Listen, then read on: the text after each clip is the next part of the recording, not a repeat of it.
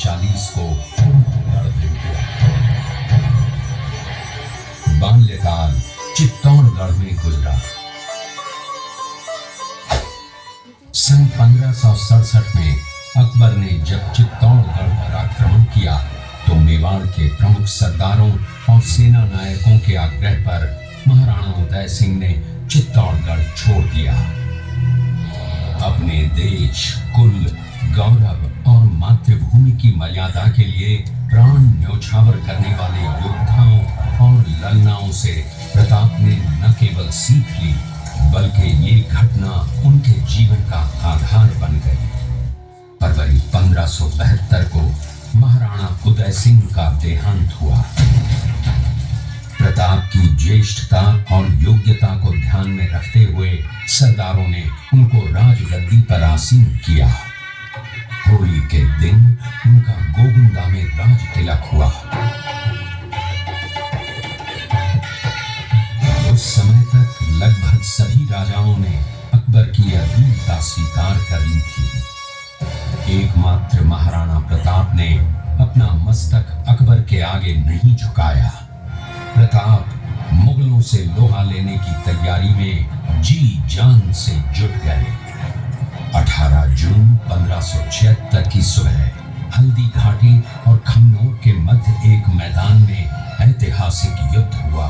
महाराणा प्रताप की सेना गोगुंदा से हल्दी घाटी पहुंची, जबकि सेनापति मानसिंह के नेतृत्व में मुगल सेना ने हल्दी घाटी के ठीक नीचे मैदान में अपना मोर्चा जमाया। मुगल सेना के हरावल दस्ते द्वारा घाटी में घुसपैठ करने के प्रयास की प्रतिक्रिया स्वरूप महाराणा प्रताप की सेना मुगलों पर टूट पड़ी। प्रताप के हरावल सैन्य दलों का नेतृत्व पठान हाकिम हासूर कर रहे थे।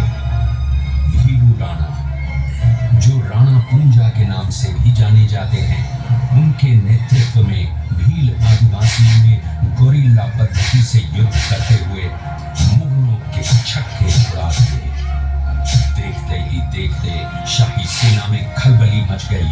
रक्त तलाई घोड़ों की टापों, हाथियों की चिंगारों और तलवारों की झंकारों से गूंज उठी। चारों तरफ हाहाकार मच गया। युद्ध का घटनाक्रम अचानक उस समय बदल गया जब प्रताप ने अपने घोड़े चेतक को एड़ लगाकर मानसिंह के हाथी पर चढ़ा दिया और उस पर भाले से भरपूर वार किया। मानसिंह हौदे में दुबक गया। हाथी से उतरते समय चेतक की एक टांग कट गई। इस स्थिति को भांपकर महाराणा प्रताप के हमशक्ल सेनापति झालामान ने महाराणा प्रताप से आज्ञा लेकर उनका राजमुकुट धारण किया। मुगल सेना झालामान को महाराणा प्रताप समझकर उन पर टूट पड़ी और झालामान शहीद हो गए। उधर चेतक ने अपने स्वामी को 5 किलोमीटर तक 3 टांगों पर ही लेकर एक बरसाती नाले को पार किया। उसके पश्चात उसके प्राण पखेरु उड़ गए।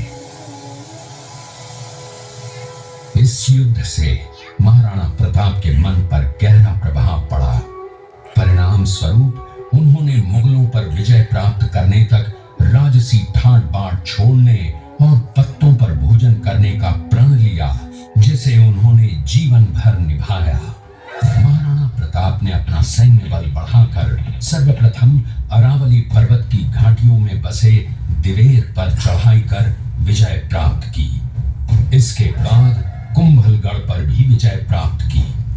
सिर्फ चित्तौड़गढ़ को छोड़कर सारे मेवाड़ को अपने अधीन कर लिया। कालांतर में महाराणा ने चावंड में अपनी राजधानी स्थापित की।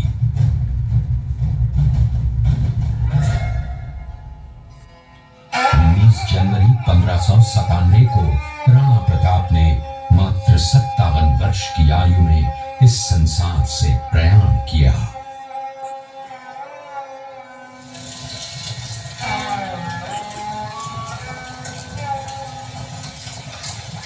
हल्दी घाटी का युद्ध एक सांप्रदायिक युद्ध न होकर आत्मसम्मान, मातृभूमि की स्वतंत्रता व स्वाधीनता का संघर्ष था।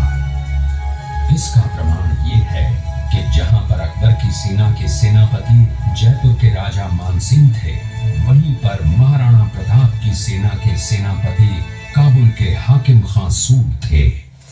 महाराणा प्रताप स्वतंत्रता की वेदी पर एक ऐसा अंगारा था जो आत्मसम्मान व देश गौरव के लिए दिन रात जलता रहा, धधकता रहा और अंत में बुझकर भी उसने देश में ऐसा लौह भर दिया जिसकी प्रखर किरणों ने भारत माता को गुलामी की जंजीरों से मुक्त कराने के लिए सदा प्रेरित किया।